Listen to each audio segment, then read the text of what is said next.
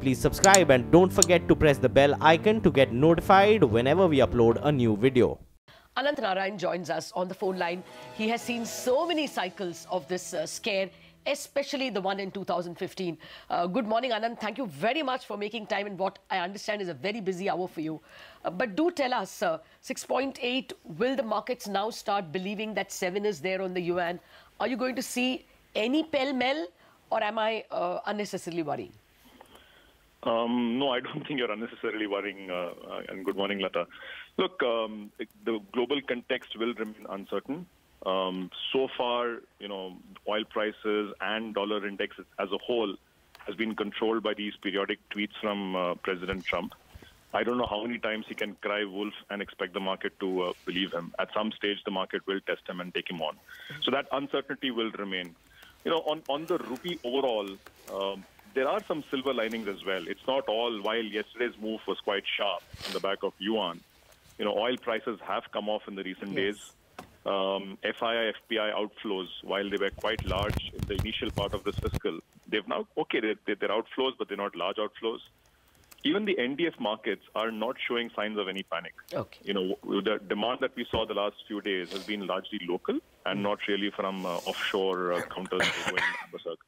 Likewise, RBI still has plenty of reserves. Twice before they have defended 69 quite emphatically. Chances are at some stage they will use their $406 billion of reserves and, quell the panic in the markets, if any. Having said that, the uncertainty will not go away. What you said about yuan, there's to add to that, there is Iran and the oil issue. We don't know where oil will head from here. And we have a basic imbalance. The problem is our current account deficit is grown. It's going to be large this year, maybe $70 billion. FDI will not cover even half of that, or maybe at best half of that. So we have a deficit which has to be made up by money coming in. And at the moment, we can't see money happily coming in. So that outflow and that imbalance remains, which means people have to be cautious. There is an overhang of unhedged positions. People would be well advised to buy protection in case rupee happens to slip further. Okay, Ananth, hi, good morning. Always good speaking to you, but unfortunately we always talk about the negatives.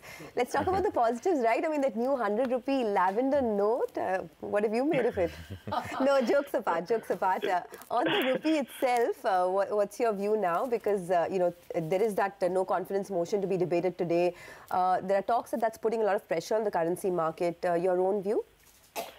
Look, the no confidence motion, in my two-bit view, is a non-event, right? It's more of a drama than actual. Nobody expects anything dramatic to happen here.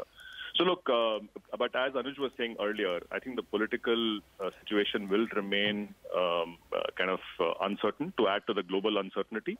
And as we come closer towards the end of the year, when all the three elections, critical ones, start to come on people's radar, and markets do fear uncertainty on the political front. Now, you and I can argue whether it will make a difference as to who's the leader 1 year later. But at the moment, there's no doubt that the market will not be happy with political uncertainty. So, new lavender color or otherwise, and I hope it's a good feng shui for India.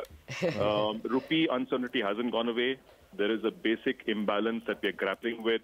There is an overhang of unhedged positions. The saving grace is things aren't as bad as they were in 2013 or anything like that.